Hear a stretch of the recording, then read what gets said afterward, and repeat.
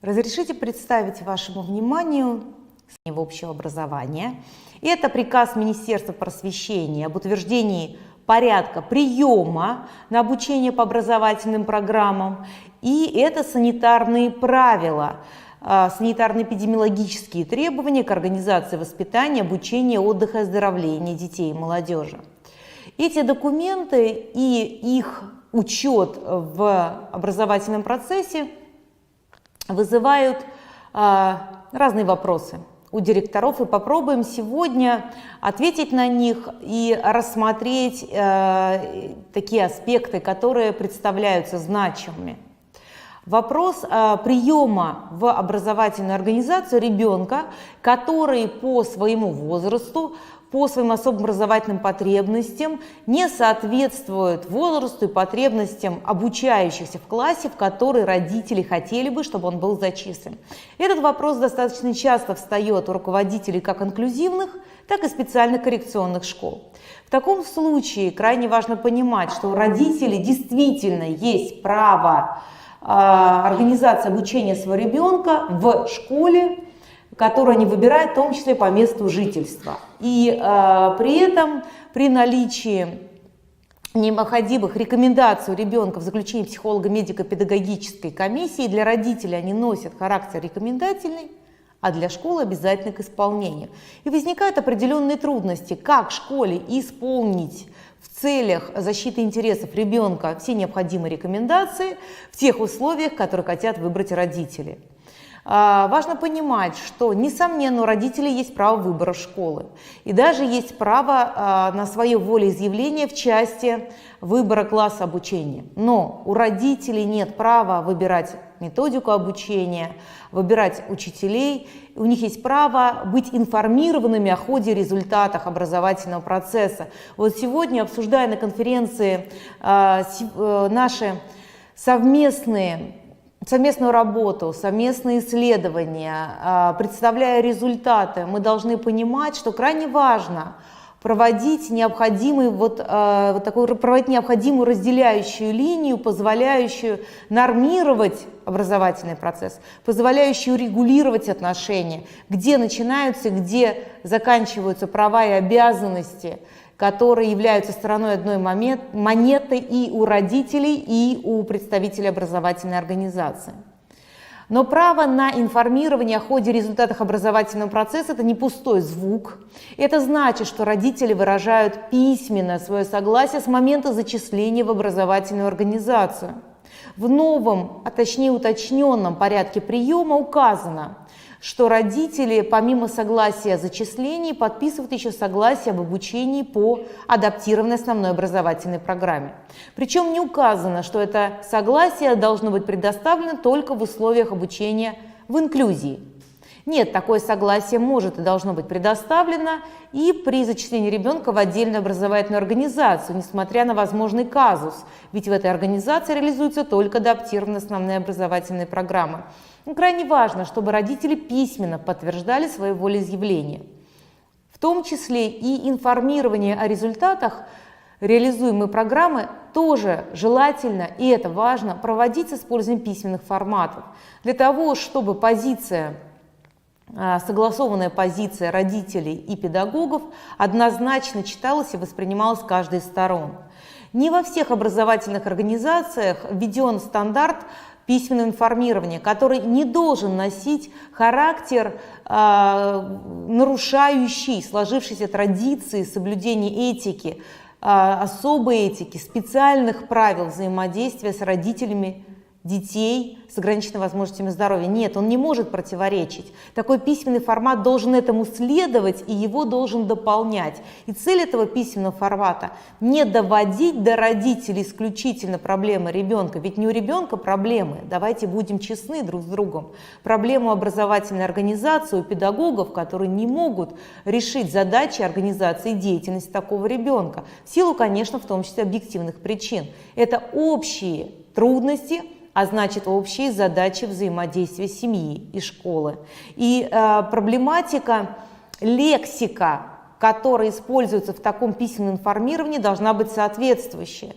Она должна касаться информирования родителей о возникших трудностях в реализации программ, о возникших трудностях в достижении задач коррекционной работы, об особенностях в поведении, речи и деятельности ребенка, которых родители должны знать и которые образовательная организация должна учитывать, и в связи с этим обращается к родителям с просьбой оказать необходимое содействие. Санитарные нормы и правила указывают на особенности, в том числе комплектования классов при обучении детей с ограниченными возможностями здоровья совместно с другими детьми с ограниченными возможностями здоровья со сходными проблемами в развитии, а также при комплектовании классов из числа обучающихся, относящихся к разным нозологическим группам. Во всех случаях санитарные нормы и правила указывают максимальную наполняемость, не минимальную, а максимально возможную наполняемость класса. Достаточно часто спрашивают, в случае, когда родители меняют свой выбор и переводят в процессе реализации, даже в течение года образовательной программы, своего ребенка в другую школу, в другой класс, в таком случае контингент обучающихся в классе, в котором ребенок учился ранее, уменьшается. Что делать? Можно ли сохранить класс, где детей меньше, чем указано в санитарных нормах и правилах? Да. На усмотрение руководителя по согласованию с учредителем. Во всех случаях именно так происходит комплектование классов и организация образовательного процесса. И наименование классов по порядку, кроме случаев, закрепленных во ВГОС того или иного уровня образования или в гособразовании обучающимся с отсталостью, их наименование классов, нумерация – это дело образовательной организации. Но что значит дело образовательной организации? Это значит закреплено в локальном акте школы, строго прописано, обосновано, и этому следует образовательная организация в целом. В настоящий момент выстроилась линейка до уровня основного общего образования примерных адаптированных основных образовательных программ. Вам хорошо известно, что на сайте в Госреестр размещен пакет вариантов примерных адаптированных основных образовательных программ основного общего образования.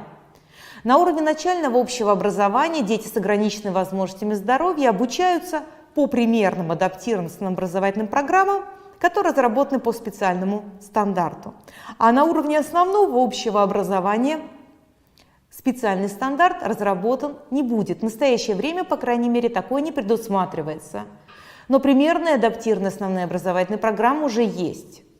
В самом стандарте основного общего образования указана отсылка к этим программам и обращается внимание на то, что они обязательны к исполнению. Это значит, что основные позиции программ должны быть реализованы образовательной организацией. Какие же классы начинают учиться по новым примерным программам? С 1 сентября этого года вновь открываемые классы первого года обучения в основной школе. Это могут быть 5 классы, если нумерация идет, таким образом выстроилась. 5, 2 классы, 6 или другие. В любом случае это первый год, это вновь открываемые классы на уровне основного общего образования. А могут ли обучающиеся старших классов, более старших классов, но реализуемых в рамках основного общего образования, учиться по данным примерным программам? Да, если мы посмотрим на приказ министра, которым утвержден данный стандарт, то мы увидим, что на обучение по нему могут быть переведены и иные классы в случаях, если сами обучающиеся и их родители выражают письменное согласие, и большинство родителей поддерживают в классе перевод на обучение своих детей по вновь обновленному в ГОС основного общего образования. Если у вас такая ситуация в образовательной организации разворачивается, то да, можно перевести все классы без информирования письменного согласия невозможно, и это противоречит действующему законодательству. Исключение, как я сказала выше, вновь открываемые классы. Кроме этого, институтом завершена работа в Институте по разработке рабочих программ адаптивной физической культуры. В настоящее время проводится их обсуждение, доработка и будет организована их экспертиза. Рабочие программы по адаптивной физической культуре разработаны для всех уровней и возрастов. Это дошкольное образование, школьное образование, все уровни. Это среднее профессиональное образование и высшее образование в том числе. Адаптивная физическая культура – новая дисциплина, сложная в реализации в той части, что требования квалификации педагогов, реализующих дисциплину адаптивно-физическая культура, регулируются необходимостью прохождения профессиональной переподготовки, получения образования по направлению адаптивная физическая культура. Кроме этого, конечно, мы понимаем, что без специальной курсовой подготовки, без повышения квалификации приступить к реализации новых примерных программ коллективу образовательных организаций сложно. В связи с этим в субъектах Российской Федерации разворачивается программа повышения квалификации по вопросам перехода на новые, обновленные в ГОС. Институт коррекционной педагогики, который объединяет авторов примерных адаптированных основных образовательных программ, в короткие сроки принял решение о запуске курсов повышения квалификации. Более подробно вы можете узнать на сайте института или об этих курсах. Они состоятся в ближайшее время. Если это интересно коллективам школ, то мы будем рады в июне видеть вас на наших курсах. Институт понимает, что реализация примерных программ опирается на необходимость выстраивания линейки рабочих программ по предметам и коррекционным курсам подготовки учебников. В 2021 году были подготовлены макеты учебников и учебных пособий. Для детей с интеллектуальными нарушениями это предмет технология, для детей слепых это учебники для первого и учебные пособия для первого года обучения в основной школе. Это учебник по информатике, по географии, по тифлотехнике, учебные пособия по русскому языку и литературе. Линейка учебников по информатике, по тифлографике, конечно, будет продолжена, так же, как и рабочие программы в рамках интегрированного курса информатика и тифлотехника. Ориентировка Российской Федерации на единое образовательное пространство, появление нового проекта «Школа Минпросвещения», которым вы хорошо знаете, и который в настоящее время обсуждается, дорабатывается, будет организована его апробация, указывает на то, что в отношении школ, реализующих адаптированные основные образовательные программы, ориентировка на единое образовательное пространство становится важной составляющей. И мы к этому с вами достаточно готовы. Вам хорошо известно, что с 2019 года в России реализуется федеральное мероприятие «Современная школа» в рамках национального проекта образования, которое направлено на обновление инфраструктуры отдельных образовательных организаций, которые в России 1610. И из них 1500 – это школы. И около 1500 школ будут обновлены, я надеюсь, к 2030 году. Но помимо обновления инфраструктуры, когда появляются новые мастерские, когда становятся современными пространства внутри классов, внутри предметов для проведения коррекционно-развивающих занятий, меняются коридоры, библиотеки, спортивные залы. Но это все делается для того, чтобы создать необходимую платформу для обновления содержания образования, для реализации новых подходов к проектированию качества обучения и воспитания детей по адаптированным основным образовательным программам. И крайне важно при этом помнить, что мы работаем с детьми, а мы сами, конечно, об этом помним, с ограниченными возможностями здоровья, с инвалидностью, здоровье которых является особой ценностью и предметом ежеминутного, ежесекундного внимания всех специалистов и, конечно, родителей. Поэтому здоровье-сберегающая среда специальной школы – это не пустой звук, это комплекс мероприятий, которые позволяют считать процесс не просто образовательным, а образовательно-реабилитационным. Вот в рамках проекта «Школа Минпросвещения» ключевое направление здоровья помогает нам с вами еще раз подтвердить данную позицию и усилить внимание к сохранению, укреплению здоровья, формированию осмысленного поведения обучающихся, направленных на формирование здоровых привычек и поведение, которое обеспечит им безопасность и комфорт при взаимодействии в традиционной и информационной среде. Новыми направлениями для института, по которым мы инициируем исследования в 2023 году, это направления, связанные с проектированием научно-методического обеспечения в целях решения государственной задачи реализации единого образовательного пространства. Вы знаете о созданной платформе «Единое содержание образования» Институтом стратегии развития образования РАО курируется эта платформа. И в рамках этой платформы там размещаются, есть конструктор рабочих программ, размещаются все современные данные о создании единых подходов к реализации предметных дисциплин и задач воспитания. И в отношении детей с ограниченными возможностями здоровья выстраивание единой линейки рабочих программ является такой же важной задачей, чем институт занимается и будет заниматься.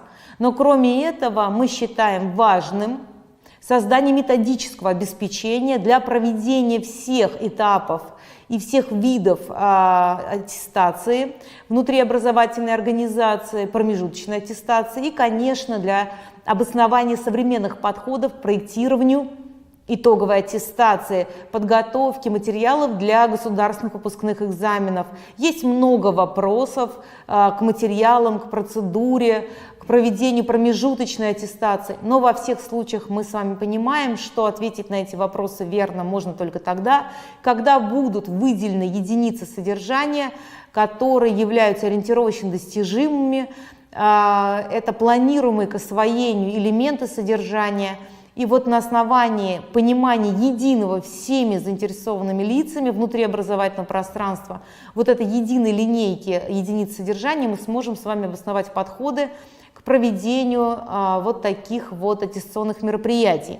Кроме этого, институт запускает и реализует сейчас, и инициирует, и запускает новые научные исследования по методическому обеспечению направления функциональная грамотность. Это не только финансовая грамотность, компьютерная, информационная грамотность, которой мы сейчас занимаемся, но и читательская грамотность, и другие виды функциональной грамотности, без которой мы сегодня не мыслим качество образования современного человека, в том числе ребенка и взрослого с ограниченными возможностями здоровья. На этом я хотела бы завершить свое выступление и предложить обсудить участникам конференции поставленные вопросы в ходе дискуссии. Спасибо за внимание. Спасибо большое Татьяне Александровне. Татьяна Александровна в записи была, поскольку у нее сегодня еще одно мероприятие, поэтому так вот получилось. Спасибо ей большое вообще за предоставленную информацию, что они к нам подключились. Надеемся, что мы их скоро увидим у нас, вроде бы как договариваемся. А сейчас я хочу предоставить слово Розенковой Юлии Анатольевне, заведующей лабораторией комплексных исследований в области ранней помощи Института коррекционной педагогики. Юлия Анатольевна, подключайтесь к нам. Добрый день, Юлия Анатольевна. Добрый день, уважаемые коллеги. Рада приветствовать вас на столь значительном форуме. И мое сегодняшнее выступление будет посвящено основным вызовам, дефицитам и тенденциям будущего развития системы ранней помощи. Начиная разговор про основные вызовы, дефициты и те тенденции, которые складываются в развитии системы ранней помощи, я хотела бы обратить ваше внимание, что основные выводы, делаемые нами, в этом направлении основаны на изучении потребностей и ресурсов семей, воспитывающих детей с ограниченными возможностями здоровья. Такая оценка потребностей и ресурсов является одним из значимых инструментов для анализа вызовов, дефицитов в деятельности служб ранней помощи, а также для понимания дальнейшего развития деятельности системы ранней помощи. В рамках представляемого вам сообщения будут проанализированы данные, полученные в ходе опроса родителей детей с ограниченными возможностями здоровья, проведенного Институтом коррекционной педагогики в конце 2021 года. В ходе обсуждения они будут сравниваться с аналогичными данными опросов, проведенных институтом в 2007 году и в 2015 году. Если говорить про опрос последний 2021 года, он проводился в электронном формате вот в конце 2021 года, и в нем приняли участие 92 355 родителей детей с ограниченными возможностями здоровья из всех 85 регионов Российской Федерации.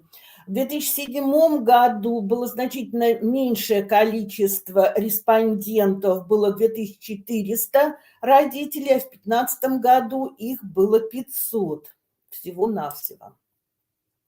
Целью данного опроса являлось изучение структуры содержания потребностей и ресурсов родителей, связанных с воспитанием и обучением детей с ограниченными возможностями здоровья или инвалидностью.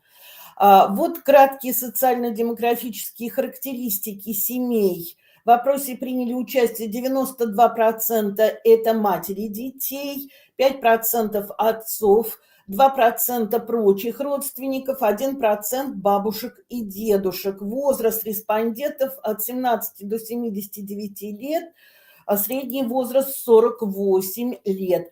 Профессиональная занятость 52% это работающие родители, 33% это домохозяйки, 10% работают неполный день или на дому, 5% находятся в отпуске по уходу за ребенком. Статус семьи: 72% респондентов воспитывают ребенка в полной семье, 20% семья неполная, но есть поддержка со стороны близких, 8% это матери-одиночки. Возраст состояния здоровья детей: 66,1% это дети с инвалидностью. И подавляющее большинство детей, респондентов, прошли обследование на психолого-медико-педагогической комиссии, получили особый образовательный статус, обучающиеся с ограниченными возможностями здоровья. Кратко полученные результаты, которые и говорили бы вот о тех вызовах и тех дефицитах, которые существуют на сегодняшний день. Если мы сравниваем вот эти три опроса 7, 15 и 21 года, то нужно сказать, что структура самих потребностей родителей, она практически не изменилась. На первом месте это потребность в информации у родителей. А что же изменилось у родителей на 2021 год? Изменилась сама потребность в содержании информации. Если ранее для родителей была актуальна любая, и в том числе общая информация, которая содержалась в интернете, в книгах, в лекциях и прочих вещах, то на сегодняшний день родитель запрашивает общую информацию, он получает через интернет в большей степени. На сегодняшний день он запрашивает индивидуализированную информацию, касающуюся его семьи и его ребенка. Актуальная информация о правах, обязанностях и возможностях, льготы, выплаты, юридическая информация, услуги в консультировании юриста. И вновь это вопрос не об общих правах, обязанностях, льготах и выплатах. Это очень конкретные, индивидуализированные вопросы, касающиеся конкретной семьи и конкретного ребенка с тем или иным нарушением развития. Велика потребность в информации о специфике заболевания, хода развития ребенка, о возможных путях реабилитации, психолого-педагогическом сопровождении ребенка и семьи, индивидуальных физиологических и психологических особенностях ребенка. И эта потребность тоже не нова. Мы ее увидели очень активно, ее запросили родители в 2007 году. Но если до этого для них также было характерно запрос на общую информацию, то на сегодняшний день вот фокусом такого запроса и такой потребности является потребность в индивидуализировании этой информации и в желании обсуждать со специалистами служб ранней помощи, психолого-медико-социальных центров, других образовательных организаций именно ситуацию, складывающуюся в их семье, и ход развития, пути реабилитации, необходимые технологии, все плюсы и минусы этого с конкретным специалистом, который может ответить на эти вопросы. И, конечно, очень велик запрос на навигацию информации. И на сегодняшний день, если мы говорим, то можем сказать, что у нас в стране 316 психолого-медико-социальных центров региональных и муниципальных. И на сегодняшний день практически на сайте каждого центра есть навигационная карта.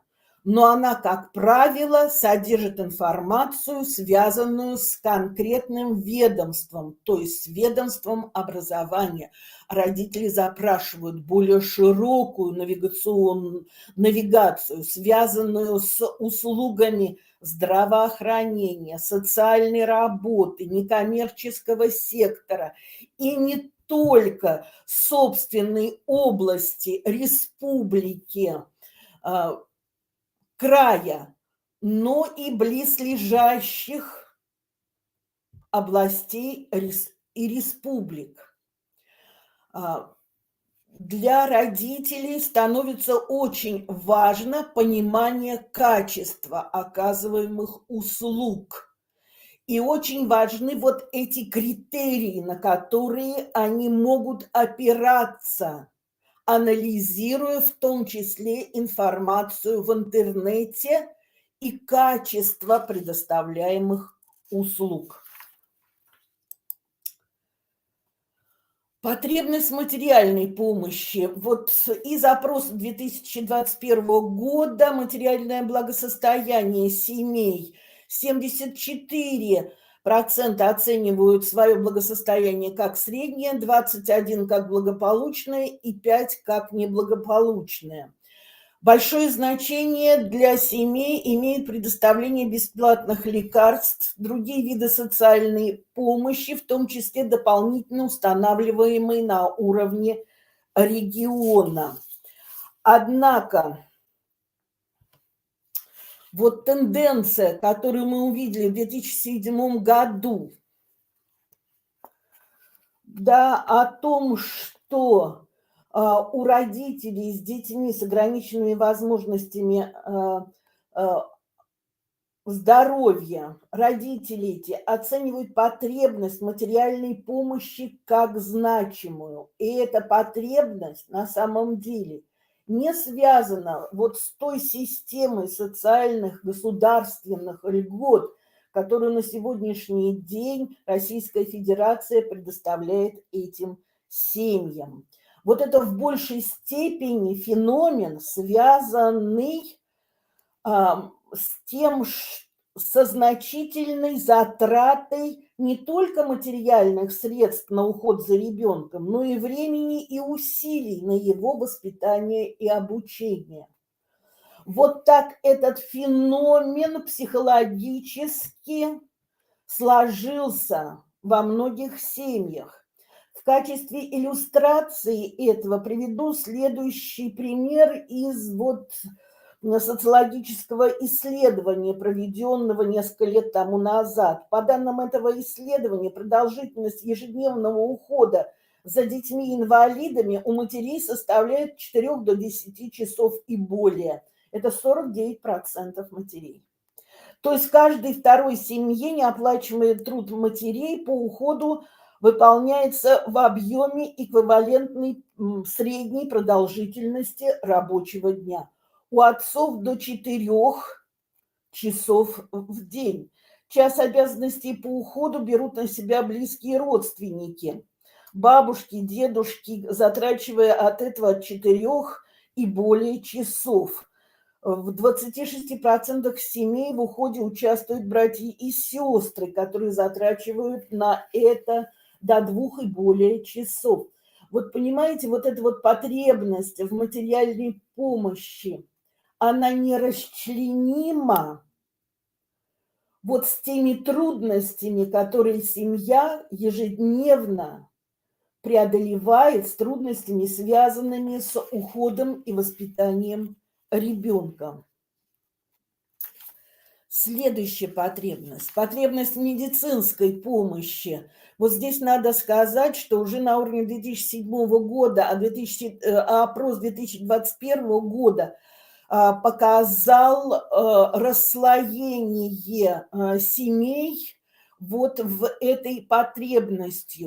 Потребность медицинской помощи очень высока и актуальна в сельских районах и удаленных территориях. И это тоже понятно, потому что, к сожалению, в середине 90-х годов фельдшерские пункты были ликвидированы в структуре здравоохранения Российской Федерации. Да, и добраться и получить квалифицированную медицинскую помощь жителям села и жителям, живущих на удаленных территориях, бывает очень сложно, потому что добраться до городской детской больницы иногда это 100, 200, 250 километров. Да? И это большой запрос в узких специалистах. И надо сказать, что если такая потребность в медицинской помощи не удовлетворяется, то нет запроса на раннюю психолого-педагогическую помощь и дошкольную психолого-педагогическую помощь. Пока не удовлетворены вот эти первичные, а медицинская помощь является именно первичной по отношению к психолого-педагогической помощи потребностью, очень сложно говорить о том, что вот, да, таким семьям, в том числе, они не запрашивают помощь на раннюю помощь и дошкольную психолого-педагогическую помощь. Большую острую потребность родители испытывают в физической реабилитации ребенка. Высока потребность в консультировании и медицинской помощи со стороны узких специалистов, и это касается не только удаленных территорий и сельской местности, но и городов. Психологическая поддержка или психолого-педагогическая поддержка семьи и ребенка. С точки зрения осознания родителями возможностей психологической службы, в службах ранней помощи, ПМС-центрах, других образовательных организациях, отношение к ней существует в 3 вариантах. Как к малоосвоенному, не очень понятному виду помощи, как к службе, осуществляющей помощь исключительно ребенку, и как к семейно ориентированному комплексу услуг. Большая часть, 66%, поддержки ложится, конечно, большая часть. Наиболее распространенным вариантом отношения к психологической помощи является вариант, когда родители высоко оценивают актуальность помощи детям, а помощь себе со стороны специалистов, психологов, педагогов сами родители рассматривают как малопонятный и малозначимый вид помощи. На необходимость психологической поддержки, консультирования по вопросам семьи и брака, оптимизации профессионального роста указывает не больше 10% родителей. При этом коррекционно-развивающая работа с ребенком наиболее востребована, и родители ее активно запрашивают. Пик обращений к психологу и педагогу родителей детей с ограниченными возможностями здоровья приходится на возраст 2-3 лет родители стремятся получить ответы на свои вопросы про опасения относительно развития ребенка.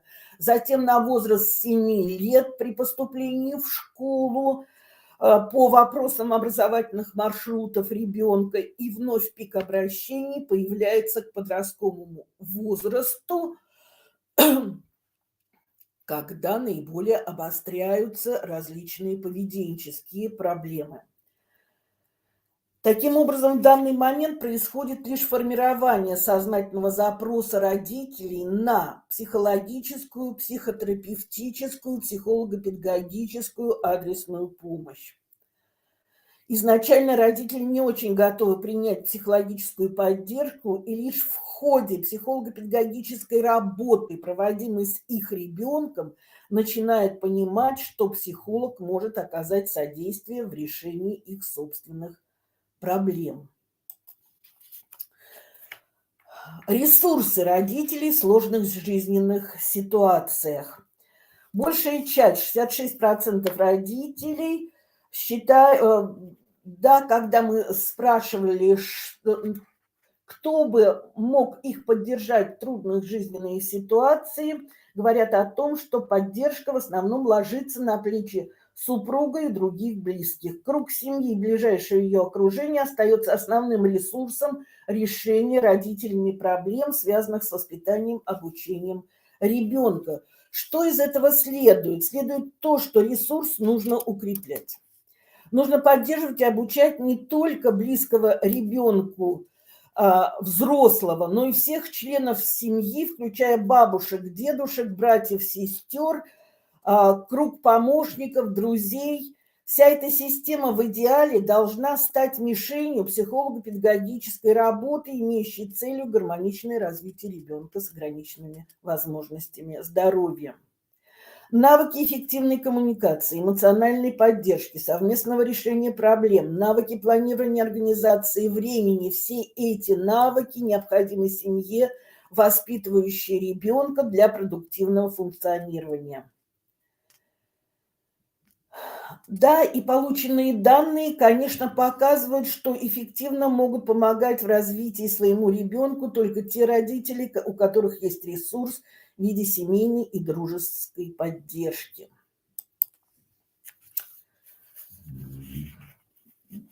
Да, актуальным становятся технологии, методики, ориентированные на ближайшее социальное окружение, и технологии,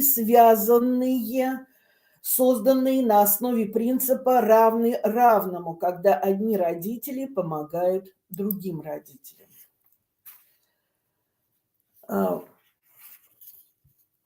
Вот что из этого опроса родителей следует? Да, следует то, что фактором, оказывающим наибольшее влияние на состав и структуру потребностей, является место их проживания. Фактор социального статуса семьи во многом определяет состав и структуру потребностей. Часто это мы увидели уже на уровне 2007 года. У родителей, воспитывающих ребенка с отклонением в развитии, обнаруживается особый феномен – перепроизводство проблем, при котором практически все потребности оцениваются как высоко значимые и неудовлетворенные. Однако есть один нюанс. Если в 2007 году мы говорили в основном, что практическое большинство родителей с детьми с ограниченными возможностями здоровья, у них преобладает этот феномен перепроизводства проблем, то на сегодняшний день мы говорим о том, что этот феномен, он сужается до наиболее тяжелых групп. Это в первую очередь группа родителей, воспитывающих детей с расстройствами аутистического спектра. Это группа детей, воспитывающих детей с ментальными нарушениями. И это группа родителей, у которых есть дети с тяжелыми множественными нарушениями.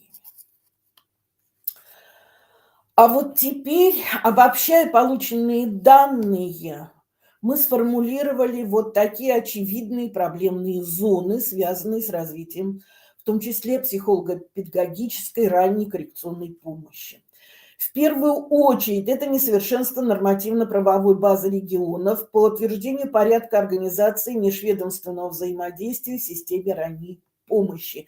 Если было бы выстроено хорошо это межведомственное взаимодействие, то не было бы вот такого запроса на навигацию всех услуг, и медицинских, и социальных, и образовательных, и в регионах, и в ближнем регионе, да, и были бы удовлетворен, ну, в большинстве, во всяком случае, запрос на вот такое индивидуализированное информирование.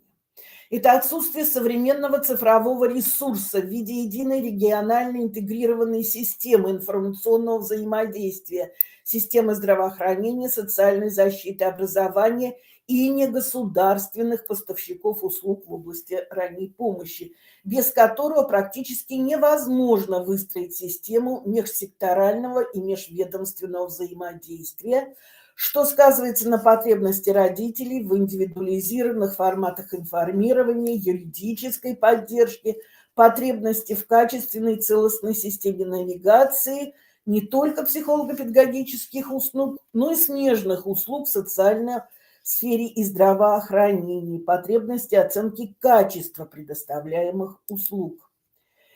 Это, конечно, отсутствие проектов, вариативных моделей по обеспечению ранней помощи сельских и труднодоступных муниципальных образований в субъектах Российской Федерации. И это, конечно, недостаточное развитие альтернативных форматов оказания ранней помощи, надомного визитирования, мобильных бригад, скорой психологической помощи, психологическое сопровождение семьи ребенка в системе организации по оказанию медико-генетических услуг, учреждения родовспоможения, перинатальных центров, позволяющих предупреждать развитие тяжелых кризисных состояний в семье. И вот на самом деле вот это неблагополучие мы можем преодолеть, в том числе расширяя услуги службы ранней помощи, когда наши психологи могут работать 1-2 дня в перинатальном центре, принимая семьи, у которых родился недоношенный ребенок с проблемами в развитии.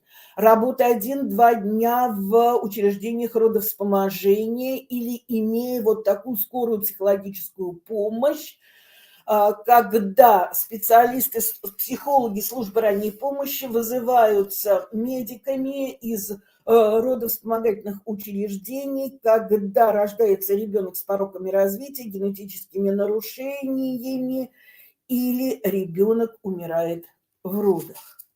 Да? Мы точно так же можем на основе договоров расширять свои услуги и работать совместно с медико-генетическими консультациями, профилактируя те или иные психологические тяжелые проблемы у семьи, которая ожидает ребенка. Тенденции в связи вот с теми дефицитами, которые были обозначены, те тенденции будущего развития системы ранней помощи, которые мы видим на сегодняшний день. Одна из центральных задач – это разработка региональных муниципальных проектов, вариативных моделей межсекторального и межведомственного взаимодействия. Межведомственное, понятно, это взаимодействие 3 ведомств: здравоохранения, социальной защиты и образования в системе ранней помощи. Межсекторальное – это модель, связывающая государственные службы ранней помощи с негосударственными организациями и с оказанием ранней помощи в этих негосударственных организациях. Вот такая модель, она может быть наиболее успешной, потому что она дает возможность развития на базе родительских организаций, социально ориентированных НКО, дополнительных услуг, которые мы пока не можем ввести в системе образования. Да, с разработкой механизмов и средств, поддерживающих это взаимодействие. Вторая задача – это развитие вариативных моделей и форм оказания ранней помощи в сельских муниципальных образованиях, труднодоступных территориях. Это нормативно-правовое методическое обеспечение этих моделей. И третья задача – это уход от институализированных форм обслуживания семей с детьми в системе ранней помощи, переход к надомным формам помощи, включая развитие мобильных бригад, команд ранней помощи, которые могут обслуживать семьи, проживающие в сельской местности, удаленных населенных пунктах. Вот такие инновации на сегодняшний день можно посмотреть в Республике Марий-Эл, в Вологодской области, в Курской областях, а других регионах. В Вологодской области очень интересно, в бригаду входит врач, и как раз он способен обеспечивать вот тот самый дефицит для удаленных районов и сельских местностей, для родителей, которые там проживают, и детям, и их детям, которые нуждаются в узкоспециализированной помощи детского невролога или детского педиатра. Это развитие системы ранней помощи в регионах и муниципальных с привлечением негосударственного сектора. Да, это, конечно, система дополнительного профессионального образования таких категорий слушателей, как руководители, специалисты органов исполнительной власти и подведомственных им организаций в субъектах Российской Федерации. Специалистов негосударственных организаций различных организационно-правовых форм. Освоение инновационных форм помощи при этом потребует формирования у специалистов, работающих в системе ранней помощи, новых расширенных компетенций, связанных с междисциплинарным взаимодействием, осуществлением командной работы, необходимостью сопровождения и поддержки семьи с ребенком с ограниченными возможностями здоровья, умением работать в ситуации профессиональной многозадачности, умением вариативно использовать дистанционные формы работы и новые цифровые инструменты профессиональной деятельности. И, конечно, это расширение психологической службы в системе ранней помощи. Как я уже говорила, это вот такое взаимодействие с медико-генетическими консультациями, с роддомами, с перинатальными центрами. Да, и включение в орбиту психологической помощи не только родителей ребенка, но и всех проживающих вместе вот на одной территории, в одной квартире, в одном доме близких взрослых. И это развитие педагогических услуг, которые будут опираться на программы, методики и технологии оказания помощи ребенку за счет ресурсов семьи ребенка, его ближайшего социального окружения. И мы надеемся, Институт коррекционной педагогики планирует такой проект на следующие 3 года, когда мы будем разрабатывать эти психолого-педагогические технологии, связанные с ресурсами семьи ребенка, с ресурсами бабушек, дедушек, старших братьев и сестер, друзей, родственников. Это на самом деле один из самых эффективных ресурсов на сегодняшний день в системе ранней помощи. Спасибо за внимание. Готова ответить на ваши вопросы, если они будут. И хочу вас адресовать к сайту Института коррекционной педагогики. У нас огромное количество литературы в открытом доступе на сайте в разделе «Дистант» и в разделе «Научно-методическое сопровождение». Пожалуйста, пользуйтесь, качайте, применяйте в своей профессиональной деятельности. Спасибо. Спасибо большое. К нам присоединился проректор нашего института Светлана Николаевна Штекляйн. Уважаемые коллеги, добрый день. Ну, во-первых, разрешите, конечно, всех поздравить с таким знаменательным событием, как проведение 6-й республиканской конференции, посвященной вопросам инклюзивного образования. Это достаточно серьезный акцент, связанный прежде всего с тем, как мы решаем проблемы инклюзивного образования в Республике Коми. Во-первых, очень приятно, что сегодня у нас такой формат, это и очные выступления, выступления онлайн. Вдвойне приятно, что сегодня с нами в нашем семинаре участвуют гости. И разрешите мне представить Андрея Владимировича Чуксина. Это наш постоянный, можно сказать, партнер, региональный директор научно-производственной фирмы «Амалтея», город Санкт-Петербург. И, наверное, он сам расскажет о том оборудовании, инновационном оборудовании, наверное, сегодняшнего дня, которое так необходим всем образовательным организациям в практике работы с детьми, в том числе инклюзивного образования. Пожалуйста, Андрей Владимирович. Да, спасибо большое. Еще раз представлюсь. Чуксин Андрей Владимирович, научно-производственная фирма «Амалтея», студия «Вель», группа компаний.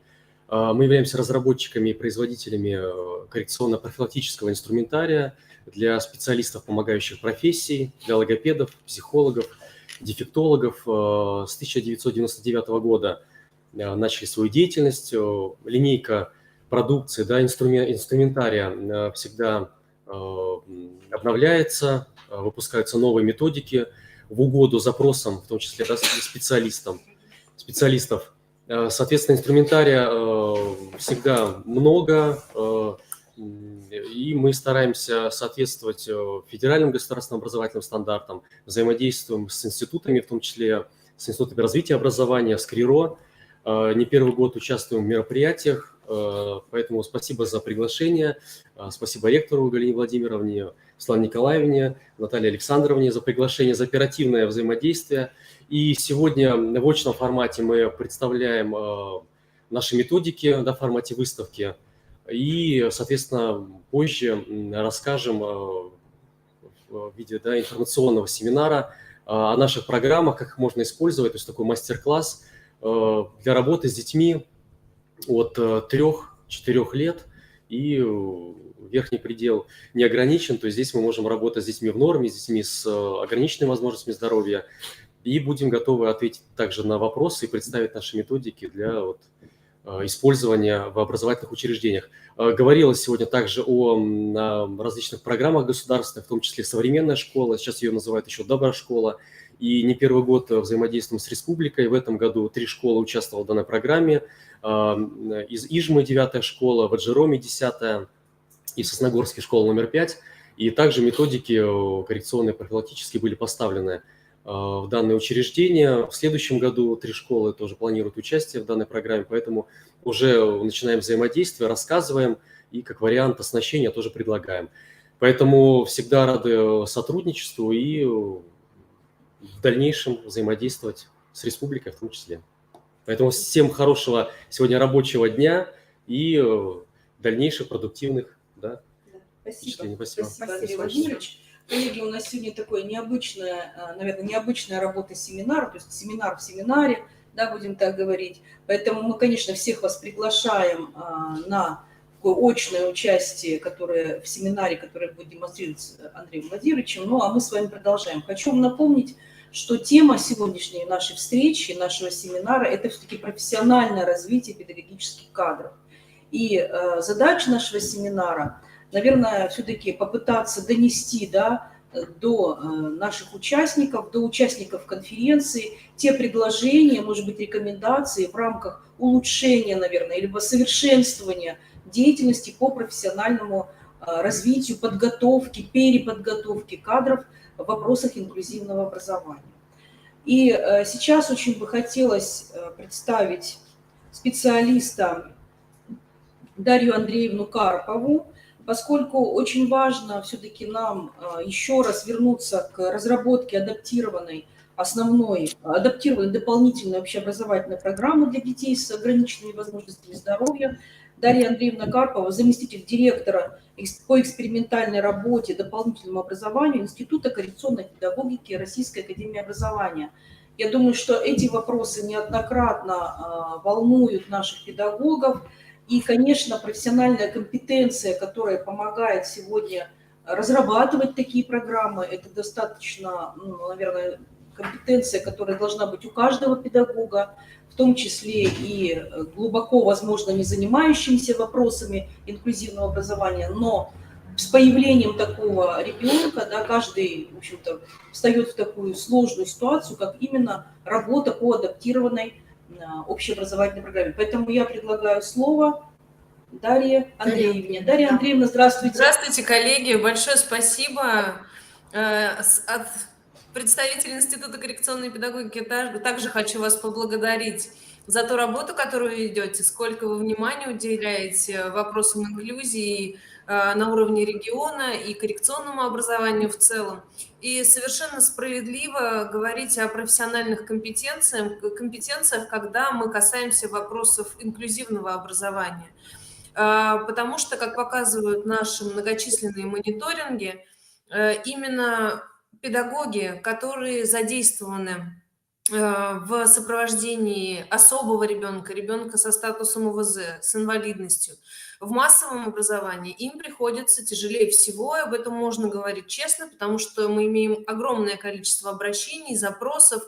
Нам, как дефектологам, они могут казаться не настолько глобальными, но у коллег действительно есть ряд трудностей. И со своей стороны, как уже Татьяна Александровна в своем выступлении говорила сегодня, мы занимаемся активной разработкой новых продуктов и создаем их с учетом тех необходимостей, которые есть сейчас. И в первую очередь это практикоориентированная направленность. Сейчас институт вошел в тот период, когда мы передаем, опять же, да, как бы в открытом доступе предоставляем, позволяем этим пользоваться специалистам заинтересованным, продукты, которые качественно отличаются. У нас, безусловно, есть большое количество методических рекомендаций, которые позволили бы совершенствовать профессиональные компетенции. Но, наверное, в современном мире, в котором правит цифровизация, новые подходы к организации обучения, хотелось бы каких-то продуктов более современных, актуальных, более доступных для восприятия. И сегодня мы об одном из таких продуктов с вами поговорим. Понятно, что почему выбрана тема доп. Образования.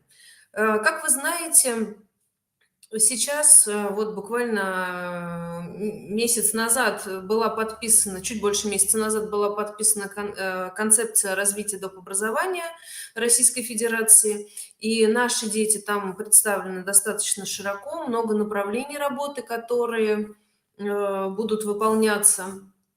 И, безусловно, уменьшить важность и ценность дополнительного образования как направления образовательной деятельности для особого ребенка просто несправедливо, и нельзя этого делать, потому что для наших детей это в первую очередь социализация, адаптация, интеграция в общество. Кроме того, это очень мощный инструмент предпрофориентации и профориентации в том числе. Если эта работа выстроена грамотно, с учетом сетевого взаимодействия, нужд, потребностей ребенка, семьи, сопровождающих его взрослых, то тогда такое образование дает очень хорошие результаты и свои плоды довольно быстро. Но с какими трудностями мы сталкиваемся? В данном случае под «мы» я понимаю специалистов инклюзивных образовательных организаций, в том числе организаций дополнительного образования, которые большую часть своего профессионального цикла, своего существования работают с детьми с нормой. И вот начиная с момента, когда разворачивается инклюзивное образование в Российской Федерации, такие дети оказываются у них. Понятно, что прошло уже довольно много времени, педагоги уже неоднократно повысили свою квалификацию и имеют представление о тех иных детях. Но проблема заключается также в том, что очень большая вариативность образовательных потребностей и особенностей детей со статусом ОВЗ, и поэтому найти универсальный инструмент не представляется возможным. Нельзя делать всегда только так и никак иначе. Поэтому Институтом коррекционной педагогики разрабатывается 2 года назад интерактивный конструктор адаптированных программ доп. Образования. Сегодня мы с ним познакомимся, как я уже говорила, но на что хочется обратить ваше внимание, прежде чем мы к нему перейдем. Это инструмент, который позволяет адаптировать существующую программу. Не создать новую программу для конкретного ребенка, а заложить именно те инклюзивные принципы, которые мы преследуем. Взять программу, по которой обучаются все дети, и довести ее до того состояния, когда она будет удовлетворять требованиям, которые предоставляются к адаптированным программам. Содержание может корректироваться из расчета тех нужд, которые преследует учитель. Но, тем не менее, в той программе, которая формируется при помощи конструктора, сохраняются все базовые разделы программы. Наш конструктор размещен на сайте, ссылочку на сайт вы видите. Он находится в открытом бесплатном доступе, он не требует никакой регистрации. Про ограничения в использовании этого конструктора мы поговорим отдельно. Но здесь очень важно сказать, что он именно ориентирован на специалистов, у которых нет дефектологического образования. Они могут иметь представление о наших категориях детей, о наших нозологических группах, а могут и не иметь, такое бывает. Но структура конструктора и та интерактивная часть, которая в него зашита, она позволяет именно при отсутствии таких глубоких дефектологических профессиональных знаний адекватно составлять именно программно-методический продукт. Конструктор требует в своей работе выполнения 3 этапов. В первую очередь заполняется диагностический лист. Он позволяет вам конкретизировать ту категорию детей, одного ребенка или группу детей и возраст, с которыми вы будете дальше работать и под которых вы адаптируете свою программу. Следующие 2 этапа посвящены заполнению непосредственной работе с материалом, который будет зашиваться внутрь программы. На 2 этапе требуется заполнение по пунктам и выполнение учет тех методических подсказок, которые будут возникать по ходу заполнения. На завершающем 3 этапе специалистам будет предоставлена возможность скачать готовый файл программы в редактируемом варианте. Единственная оговорка сразу, что это не совсем красивый файл в плане форматирования внешнего вида, он рабочий, и в нем можно очень быстро навести порядок. В чем же ценность этого конструктора и почему он ориентирован именно для специалистов без дефектологического образования? Посмотрите, пожалуйста, на презентации, на слайде мы видим с вами первый этап заполнения диагностического листа, где конструктор предлагает выбрать возраст и нозологическую группу. И в правом нижнем углу мы видим с вами разноцветные подсказки, которые касаются той или иной линии развития ребенка. То, что человек, не имея специалист, не имея подготовки должной, сможет самостоятельно отметить, либо получить информацию об этих особенностях ребенка из диалога с родителями или с ведущими его специалистами. И, соответственно, здесь предусмотрена маркировка по цвету. Те критерии, которые вы выбираете по цвету, например, на этапе заполнения диагностического листа, они же будут как подсказки возникать тогда, когда специалист выбирает, например, спецусловия, которые необходимо обеспечить данному ребенку при работе по данной программе.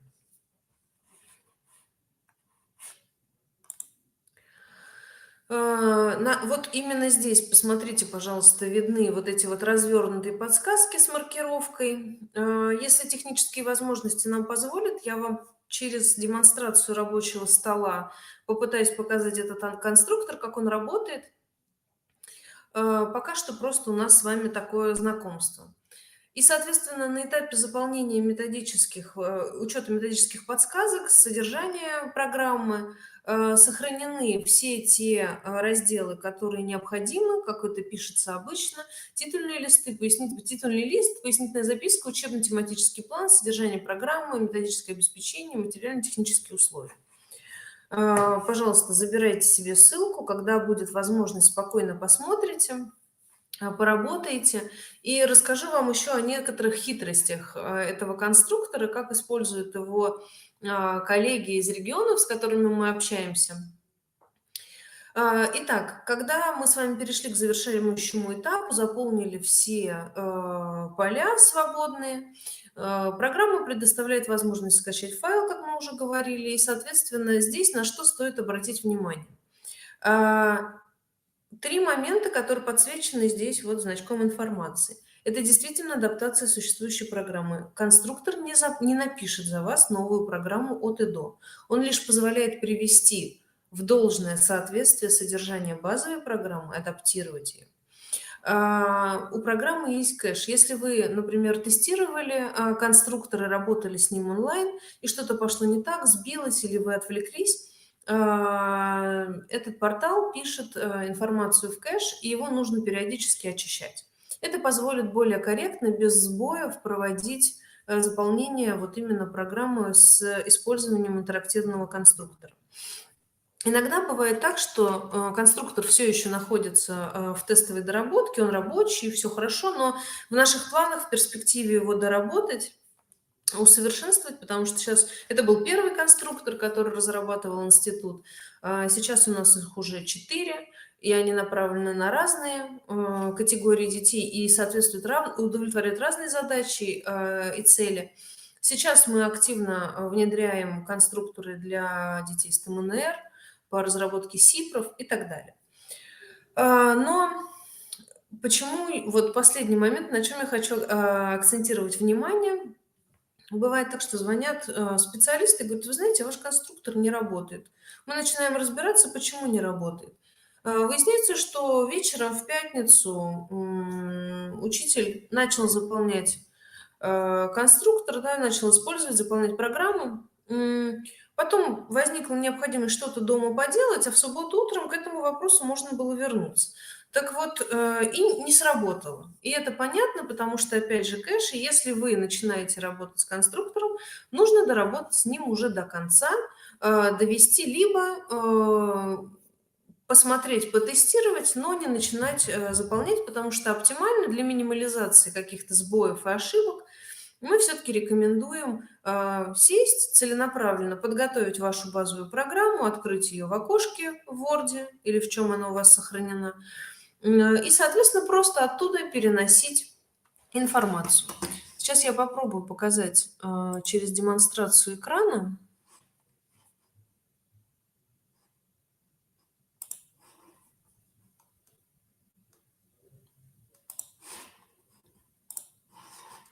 Коллеги, подскажите мне, пожалуйста, видно, не видно? Видно все. Видно интерактивный конструктор? Да, хорошо. Вот, обратите внимание, вот она ссылочка на сайт. Вот расписаны все шаги работы с конструктором. И вот мы видим перед собой диагностический лист. Мы, конечно, с вами сегодня всю программу заполнять не будем, но я хочу акцентировать внимание на некоторых очень полезных штуках, которые коллеги используют не только в разработке программ дополнительного образования. Так как здесь подробно проработаны особенности и спецусловия, очень часто коллеги, кто занимается разработкой вообще программно-методических документов, программ для своих образовательных организаций, забирают отсюда и в адаптированные программы общего образования вот эти вот показатели. Очень полезная штука, главное, они соотнесены очень корректно.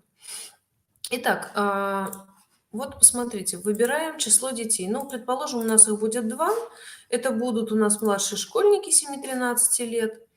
Выбираем нозологическую группу. Ну, к примеру, это будут дети с расстройствами аутистического спектра. И вот здесь, посмотрите, появились они, вот эти вот критерии, про которые мы с вами говорили. Они свойственны именно для этой категории. Если мы выберем другую категорию, там будут немножечко другие критерии. Видите, они с другой маркировкой по цвету идут. И, соответственно, мы начинаем смотреть. Вот он, наш ребенок с расстройствами аутистического спектра. Даже 2. Что мы фиксируем? Свободная словесная коммуникация, обращенная простая речь. Вы можете сесть, когда будет время, и посмотреть просто все те критерии, которые здесь выделены. Посмотрите, они написаны очень доступным языком и понятны, в принципе, любому специалисту. Ну, выберем себе несколько. Например, не понимает, не понимает. Так, давайте возьмем. Испытывает трудности самоконтроля поведения, нуждается в постоянном внимании со стороны взрослого. Контакт с нормально развивающими сверстниками вызывает затруднения. К примеру, но здесь обратите внимание, мы можем еще добить какую-то информацию, дополнить. И если, например, конструктор не предусмотрел что-то, что есть в вашей практике, это можно внести в ручном режиме. Вот таким образом у нас открылись все подсказки. Вот они у нас есть здесь.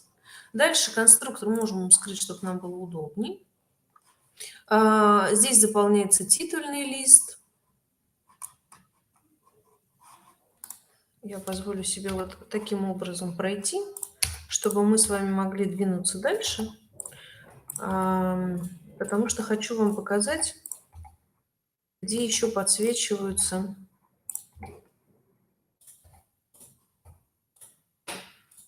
эти наши замечательные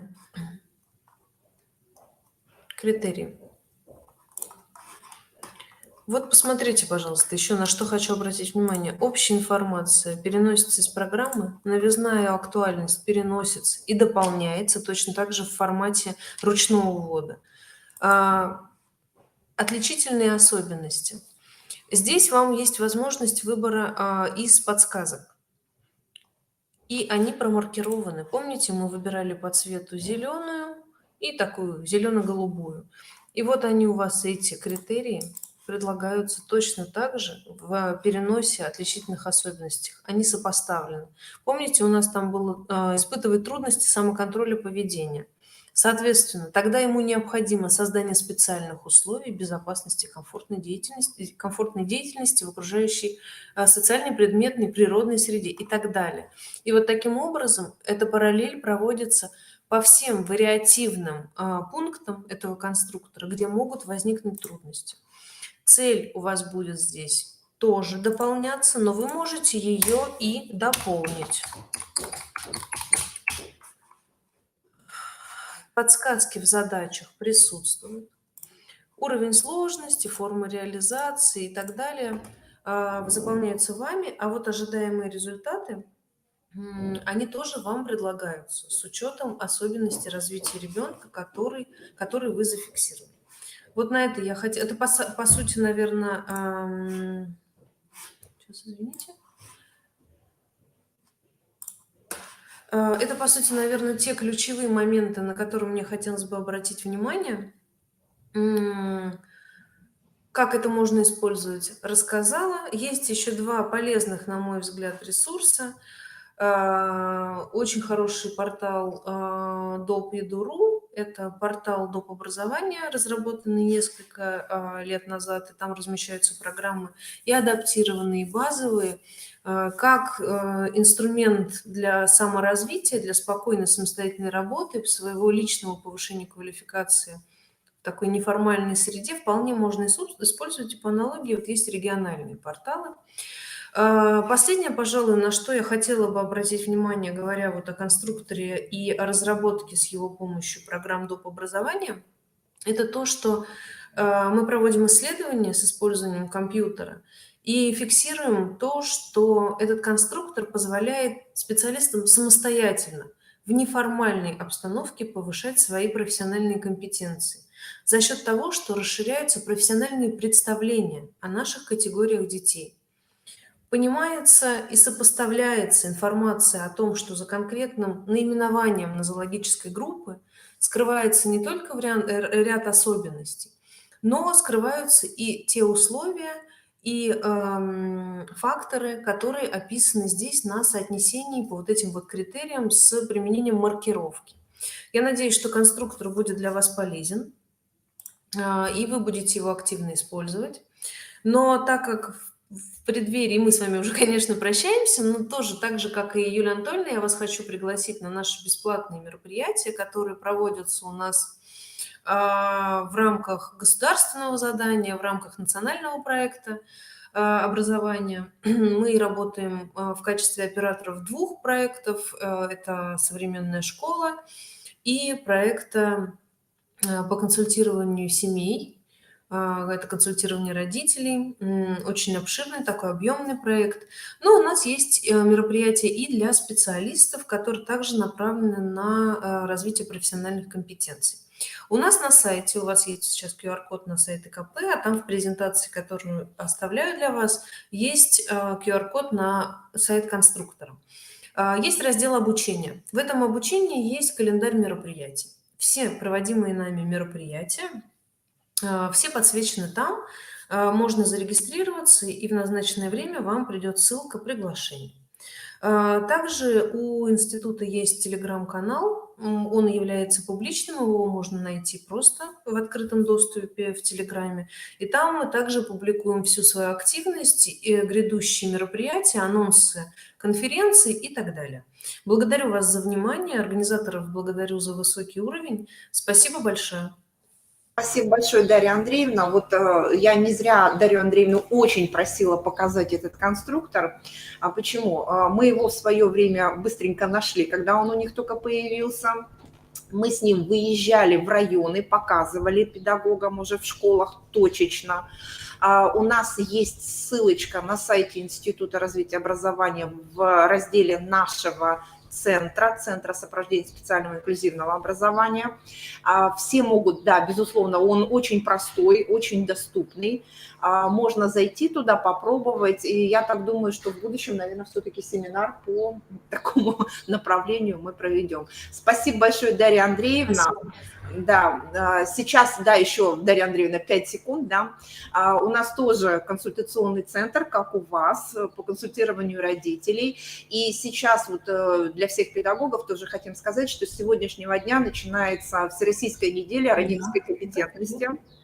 В рамках этой недели проходят мероприятия большие, в том числе и на нашей базе, поэтому отслеживайте, смотрите информационное поле. Все, спасибо большое. Спасибо вам большое. Спасибо большое. Всего доброго. Спасибо. Уважаемые коллеги, мы продолжаем нашу работу. И, безусловно, еще раз хочу напомнить, что все содержание, которое сегодня на нашем семинаре транслируется, оно как бы рассматривается с точки зрения такого хорошей методической помощи для наших педагогов. Ну и, конечно, вопросы очень важные, поскольку вопросы подготовки кадров на сегодняшний день в системе среднего профессионального образования, в системе высшего образования, они очень актуальны, потому что мы понимаем, что все современное, все необходимое, все инновационное, да, это все зависит от того качества подготовки кадров и вообще от кадров, которые приходят в образовательные организации, в том числе и по системе инклюзивного образования.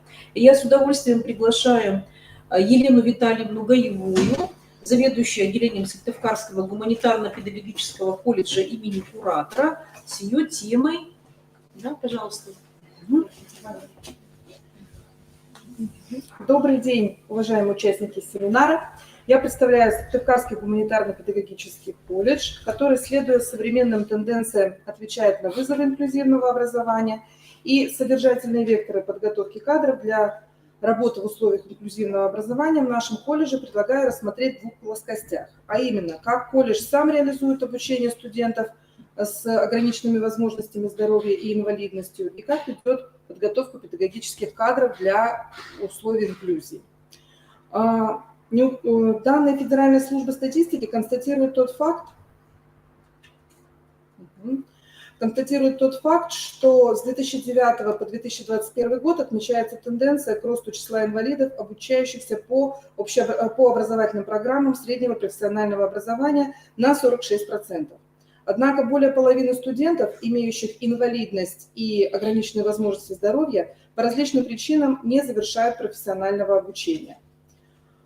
В этом случае инклюзия выступает как позитивный закономерный результат развития современной системы специального образования и как условие реабилитации людей с ОВЗ и инвалидностью. Анализ численности студентов с ОВЗ и инвалидностью в СГПК за период 2016-2021 года показал рост числа данной категории студентов. Так, например, в этом учебном году в колледже обучается 24 студента, в то время как в 2016-2017 учебном году таких студентов было только 7. Необходимо отметить, что начиная с 2016 года общая численность студентов с ОВЗ и инвалидностью увеличилась в 5 раз. Примерно в 3 раза произошло увеличение численности студентов очной формы обучения и в 13 раз заочной формы обучения. Данный факт обуславливается тем, что в 2019-2020 годах по заочной форме обучения была набрана группа студентов с инвалидностью по зрению численностью 12 человек. Также можно констатировать увеличение нозологических групп по видам нарушений, обучающихся с ОВЗ и инвалидностью.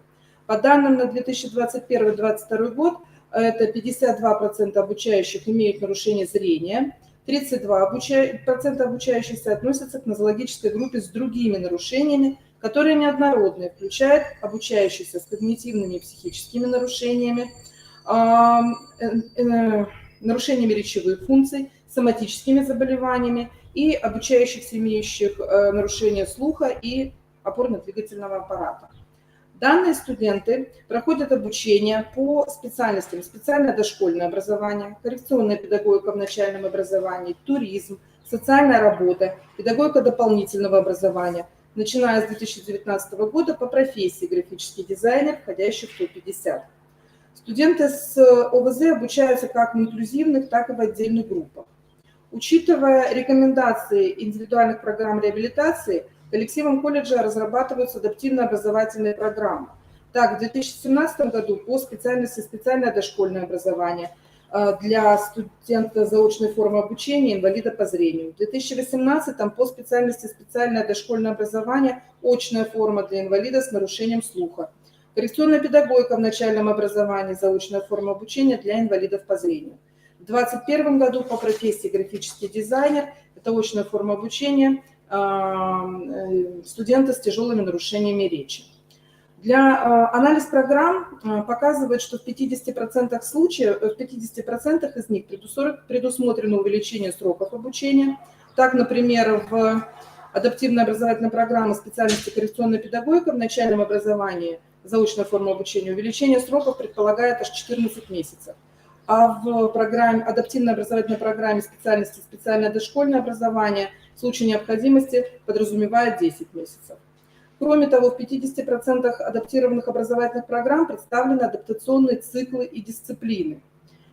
Например, в адаптивной образовательной программе специальности коррекционная педагогика в начальном образовании введен блок адаптивных дисциплин, таких как адаптивные информационные и коммуникационные технологии, основы интеллектуального труда. В адаптивной образовательной программе по профессии графический дизайнер предусмотрена адаптационная дисциплина введения в профессию.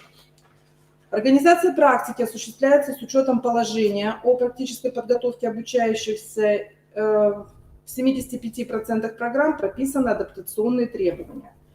К примеру, адаптированная образовательная программа коррекционной педагогики в начальном образовании на основании требований, утвержденных приказом Министерства труда России, на основании соглашения о сотрудничестве между колледжем и Республиканской организацией Всероссийского общества слепых, специальной библиотекой для слепых имени Брайля и договоров о сетевом взаимодействии с образовательными организациями города Сыктывкара, обучающимся инвалидам, лицам с ОВЗ создается специальное рабочее место в указанных организациях.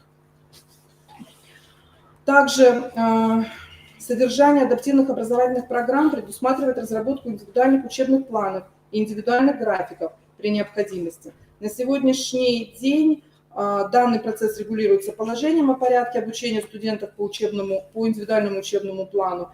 И такие планы разработаны для студентов по профессии графический дизайнер и специальности коррекционная педагогика в начальном образовании. К сожалению, в колледж не в полной мере обеспечен кадрами для реализации инклюзивного образования. В частности, нет таких специалистов, как тьюторы, ассистенты, возможно, сурдо-тифлопереводчики для реализации адаптивных образовательных программ. Однако руководство колледжа ищет и находит выходы для решения данной проблемы. Привлечение кадрового потенциала осуществляется за счет договоров о сотрудничестве с библиотекой имени Брайля, с Российским обществом слепых, а также численность преподавателей имеющих дефектологический профиль подготовки и профессиональной переподготовки в инклюзивном образовании, на 2021-2022 год составило 5 человек. Это 4,5% от численности преподавателей, сотрудников, прошедших курсы повышения квалификации, ежегодно растет. В 2016-2017 году началась эта работа, тогда обучение прошли 3 человека, уже в следующем учебном году 29 человек, и эта работа продолжается. Таким образом, несмотря на определенные проблемные точки, в колледже проходит поэтапная организация, реализация специальных условий для получения профессионального образования лицами с ОВЗ и инвалидностью. Намечена положительная динамика в анализируемых направлениях инклюзивного сопровождения. Кроме того, прошу прощения, немножко я сбилась. Кроме того, важным вектором деятельности колледжа выступает подготовка специалистов для трудовой деятельности в условиях инклюзивного образования. На данный момент в колледже ведется подготовка по следующим педагогическим специальностям, которые можно разделить на 2 группы. Эта группа специальностей направлена непосредственно на работу с детьми с ОВЗ и инвалидностью. Такие специальности, как специальное дошкольное образование, коррекционная педагогика в начальном образовании, адаптивная физическая культура. В учебные планы данных специальностей включены учебные дисциплины, междисциплинарные комплексы, профессиональные модули, которые позволяют сформировать необходимые общие профессиональные компетенции для работы в условиях инклюзии. Ежегодно в состав комиссии на квалификационных экзаменах в качестве представителей потенциального работодателя включаются руководители и заместители образовательных организаций, которые отмечают готовность студентов учитывать в работе особенности развития ребенка с ОВЗ, планировать, организовывать образовательную деятельность в условиях коррекционного инклюзивного образования. Педагогическая практика студентов данной специальности организована на базах как коррекционных, так и общеобразовательных учреждений нашего города, в которых студенты имеют возможность познакомиться с особенностями коррекционной педагогической работы с детьми с ОВЗ. Студенты данных специальностей чаще привлекаются к волонтерской работе с детьми с ОВЗ. Так, например, студенты специальности адаптивная физическая культура уже несколько лет принимают участие в организации проведения регионального этапа национального чемпионата Обилимпикс. Кроме того, колледж реализует образовательные программы на подготовку педагогических кадров для общеобразовательных организаций, детских садов и школ. Это такие специальности, как дошкольное образование, преподавание в начальных классах, физическая культура, педагогика дополнительного образования, музыкальное образование и изобразительное искусство и черчение. Принимая во внимание необходимость подготовки специалиста, имеющего представление, как работать в условиях инклюзии, в учебные планы некоторых из специальностей включены учебные дисциплины и междисциплинарные комплексы, позволяющие овладеть необходимыми компетенциями. Так, например, в учебный план специальности дошкольное образование включена дисциплина основы специальной педагогики и специальной психологии. Учебный план специальности преподавания в начальных классах включен междисциплинарный комплекс теоретические основы компенсирующего и коррекционно-развивающего образования в начальной школе. Кроме этого, в программу учебных дисциплин педагогики многих частных методик обучения добавлены разделы, посвященные проблемам организации обучения детей с ОВЗ и инвалидностью. В заключение следует отметить, что на сегодняшний день колледж придерживается тренда инклюзивного образования, организуя условия образования для студентов с ОВЗ, а также, несмотря на определенные проблемные точки, готовит педагогический кадр для работы в условиях инклюзивного образования. Спасибо за внимание. Спасибо большое, Елена Витальевна. Уважаемые коллеги, действительно, Елена Витальевна осветила очень такие достаточно серьезные вопросы, связанные с подготовкой, да, наших педагогических кадров. Действительно, очень много направлений, которые сегодня ведутся в колледже именно по вопросам специального и инклюзивного образования.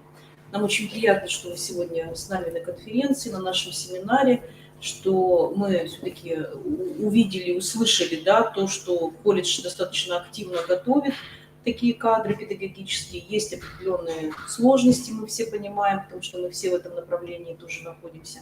Но и, наверное, одним из таких самых сложных, я бы сказала, направлений, которые сегодня только-только развивается, и не так много, наверное, сегодня опыта, которым можно было бы поделиться, это все-таки тьюторское сопровождение, такой серьезный блок работы, связанный именно с сопровождением детей. И мы хотим предоставить слово Паула Ускени, извините, конечно, Елене Николаевне, тьютору муниципального автономного образовательного учреждения гимназии имени Пушкина города Сыктывкара. Пожалуйста. Ну, я представляю гимназию имени Пушкина, я учитель английского языка, я классный руководитель и я тьютор.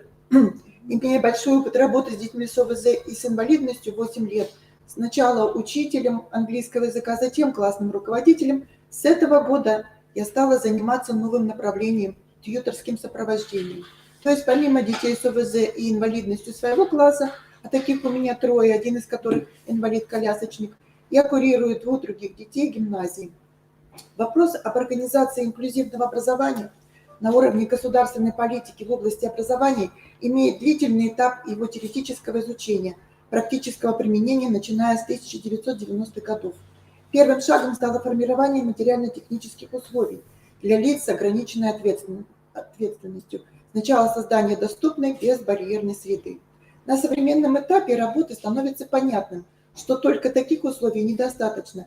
Необходим особый подход, сопровождение, индивидуализация образовательного процесса данной категории учащихся. С этой целью в образовательных организациях создаются программы по сопровождению учащихся, появляются кураторы, тьюторы, которые реализуют обозначенное направление.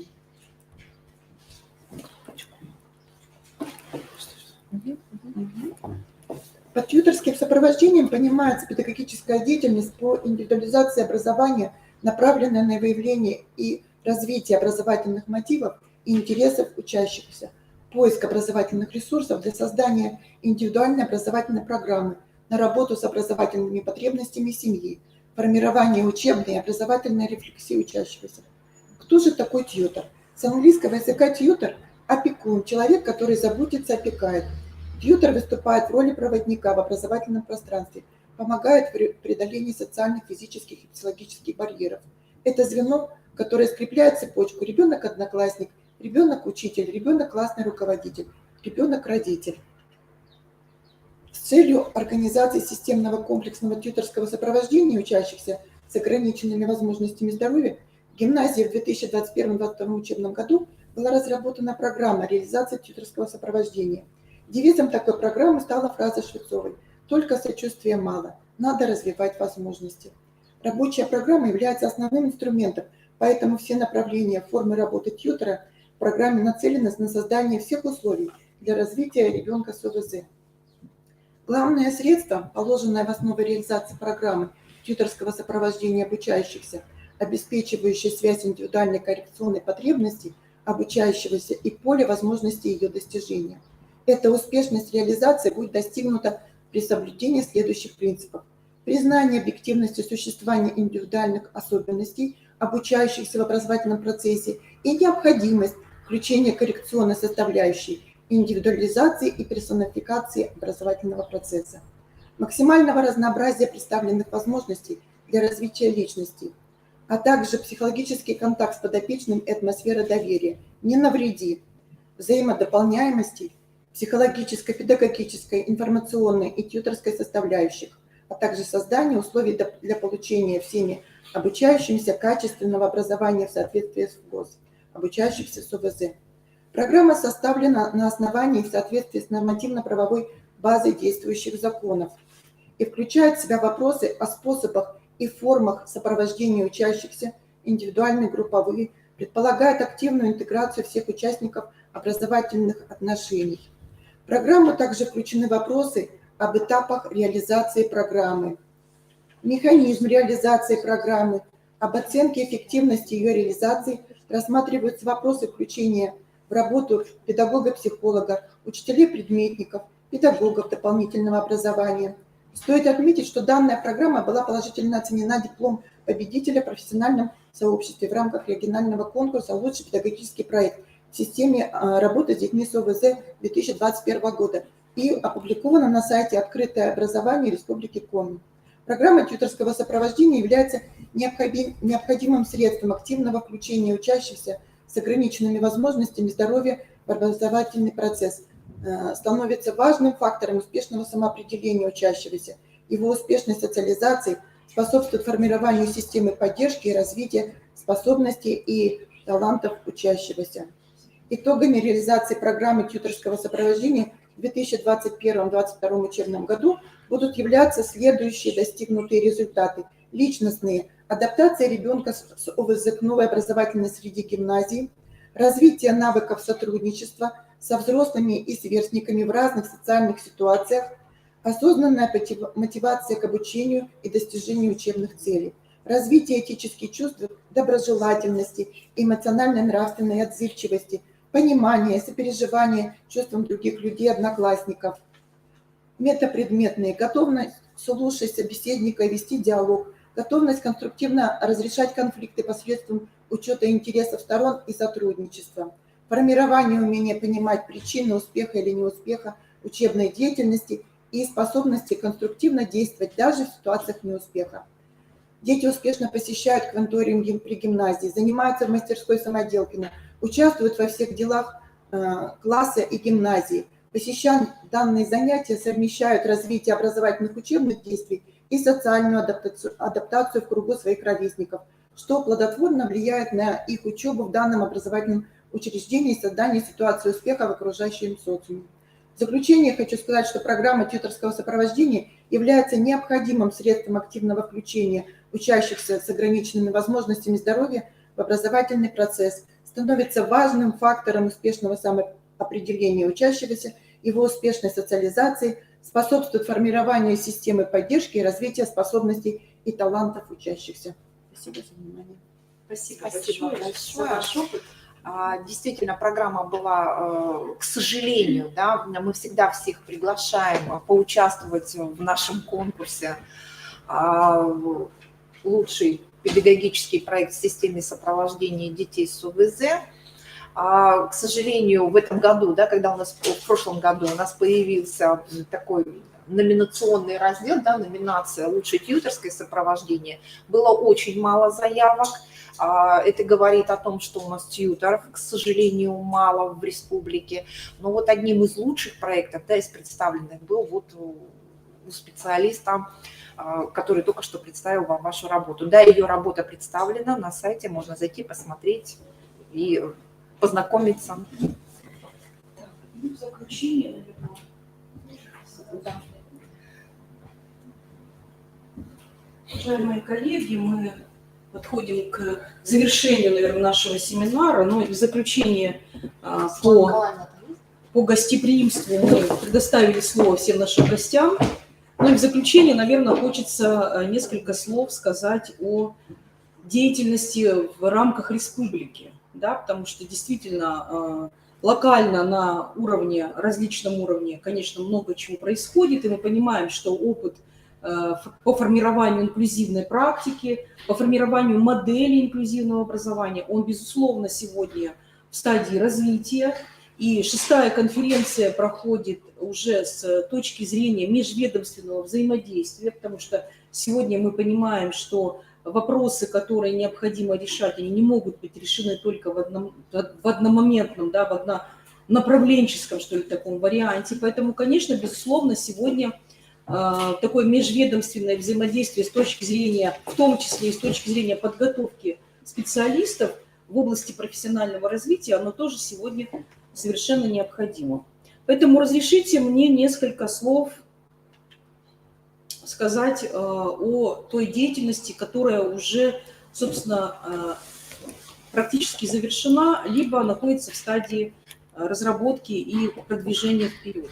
Ну, во-первых, хочется сказать о тех направлениях, которые решаются с точки зрения государственной политики. Нужно понимать, что, несмотря на то, что сегодня мы говорим об инклюзивном образовании, в целом профессиональное развитие кадров – это достаточно сложная, серьезная проблема, и обусловлена она именно современностью, не просто направлениями тематического характера или содержательного характера, а именно современностью. Поэтому те национальные цели и задачи, которые сегодня встраиваются в систему образования и являются главными, они сегодня все наши, несмотря ни на что, именно подготовка и профессиональное развитие педагогических кадров должны в русле решения этих задач быть нами рассмотрены, внедрены в практику работы, и, соответственно, мы должны прийти к тем результатам, которые перед нами ставит государство нашей страны. Хочется сказать еще о том, что Коми Республиканский институт развития образования, как мы все понимаем, является сегодня таким ведущим, наверное, центром, который продвигает все инновационные процессы. И на сегодняшний день наша миссия – это, конечно, прежде всего, это дополнительное профессиональное образование педагогических кадров. И несколько лет назад мы все-таки как бы не так глубоко, наверное, занимались именно дополнительным профессиональным образованием. Сейчас мы вернулись к этим истокам, и главной своей миссией мы считаем все-таки дополнительное профессиональное образование, то есть это повышение квалификации, профессиональная переподготовка педагогических кадров. Потому что где, как не в Республике Коми, да, не в Институте развития образования, проходить соответствующее обучение, потому что институт является таким стягивающим центром для именно осуществления современных вопросов. Ну и 2 года пандемии, конечно, нас выбили из этого состояния, но тем не менее сейчас мы активно набираем обороты. Хочется еще следующую тенденцию сказать о том, что вот все мы как бы говорим о том, что профессиональная подготовка, да, то есть развитие профессиональных компетенций, оно как бы сугубо, ну, скажем так, обособленное, что ли, да, то есть это есть специфика, есть методики, есть технологии и прочее, прочее, прочее. Научно-методическое или просто методическое сопровождение сегодняшних кадров, оно рассматривается в контексте общих тенденций, потому что профессиональные компетенции сегодня, они рассматриваются как универсальные, первично, а как специальные, вторично. Как бы это ни показалось странным, да, почему? Потому что сегодняшняя система развития профессионализма, она заключается в том, что профессиональные компетенции, они выступают как универсальные. И вот от этого, как бы от этой отправной точки, да, мы строим свою региональную систему сопровождения, в том числе и педагогов, которые работают в инклюзивном пространстве. Но прежде всего из механизмов взаимодействия хочется сказать, как уже сегодня и на открытии было сказано, о том, что без хорошего взаимодействия тех субъектов, которые заинтересованы в том, чтобы все-таки образование детей с ограниченными возможностями здоровья, инвалидов случилось первично, да, а далее оно прошло, как ему положено, без взаимодействия, без объединения, без механизмов, без моделей, которые мы все еще как бы ищем, да, на сегодняшний день, это, конечно, сделать невозможно. И поэтому институт сегодня такой центр, который стягивает вот различные точки взаимодействия, создает определенные узлы взаимодействия. И, безусловно, вот даже наш семинар – это подтверждение, потому что мы стараемся говорить и о науке, стараемся говорить о практике, стараемся говорить о моделях и, безусловно, транслируем ту лучшую практику, то оборудование, то есть все то современное, что сегодня у нас как бы есть вот в нашем поле, так называемом. Следующий момент, который я хотела подчеркнуть, это индивидуализация. Всем понятно, что охватить, то есть объять необъятное невозможно, да, и только вдумчиво, постепенно и поступательно, развивая свои профессиональные компетенции, педагог может достичь результата. Сегодня современная тенденция профессионального развития заключается в том, да, что человек строит свою траекторию индивидуального развития. Никто, извините, на блюдечке с голубой каемочкой сегодня ваши компетенции не построит. Поэтому очень важно сегодня именно акцент на индивидуализацию делать. Но мы очень долго говорили, что процессы инклюзивного образования, они сами по себе проецируются как индивидуальные, да?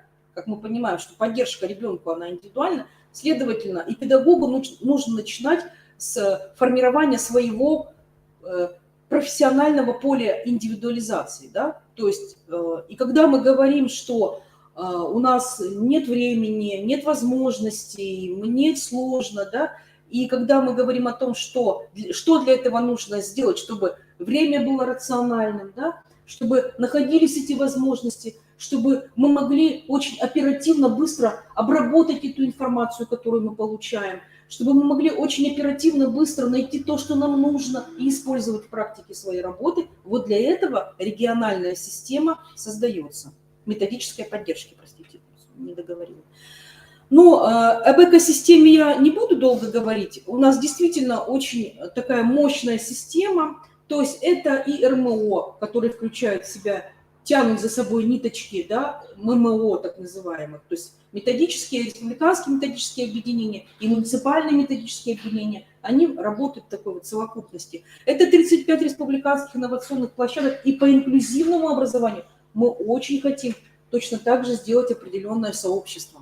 Это опорные школы, стажировочные площадки и так далее, и так далее. У нас запущена сейчас система подготовки тьюторов не в школах, ну, в школах это понятно, да, то есть это определенные должности, а именно тьюторов, которые как бы как проводники сопровождают процессы, да, и несут их в массы.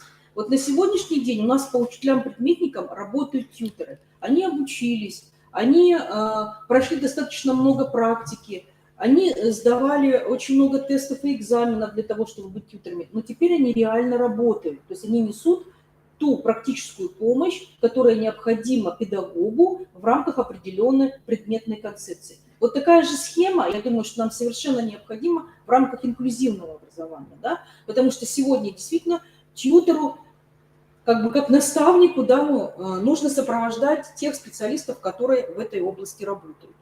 То есть система есть.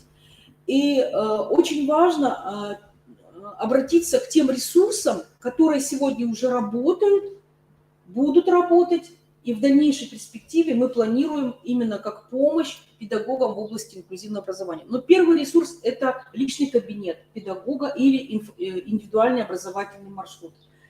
Этот ресурс уже работает. Мы очень хотим, чтобы все наши почти 13 тысяч педагогов общеобразовательных организаций и 6 тысяч педагогов дошкольных образовательных организаций, ну и, конечно же, специалисты СПО, безусловно, могли здесь работать и получать для себя огромную степень удовлетворения в том, что они свой маршрут развития, да, самостоятельно простраивают и участвуют во всех мероприятиях, которые сегодня происходят в республике, и они очень значимые и важные.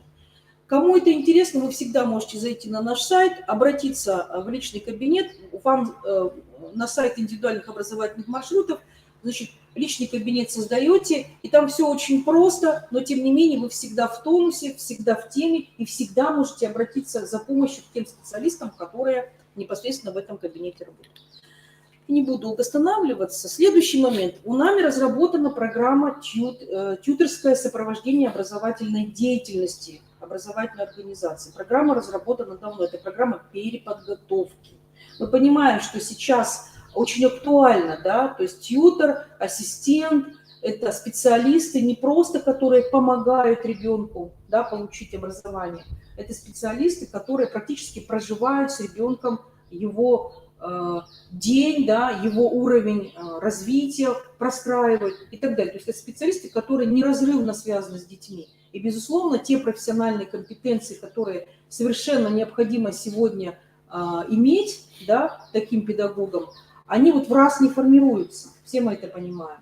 Поэтому программа переподготовки, она значительно рассчитана на 252 часа. Мы ее заявили аж в каком году, Наталья, в 19-м, наверное, да? В 19 году. Но, к сожалению, мы понимаем, такой получается какой-то, ну, нонсенс, наверное, что сегодня вроде бы как есть потребность на переподготовку таких специалистов, а с другой стороны, как бы мы сегодня не имеем достаточного количества желающих обучиться на этой переподготовке. И дело даже не в финансах, да, а вот пока мы для себя выясняем, почему.